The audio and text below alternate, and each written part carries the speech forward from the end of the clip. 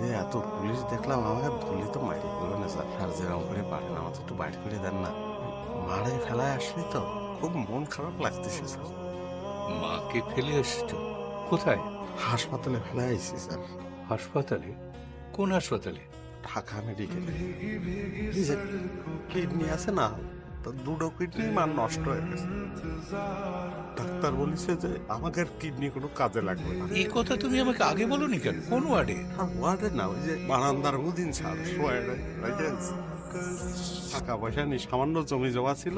তা ওই আমি বিদেশ যাবো সেই জন্যই স্যার ওই জমি বেচে দিছি। তো ওরা কিরম করে লেগে নিছে আমরা তো বুঝিনি। বাবার কবর ওই জমির মধ্যে চলে, মা বলেছিল যে তার কবরটা যেন বাবার কবরের পাশে দেওয়া হয়।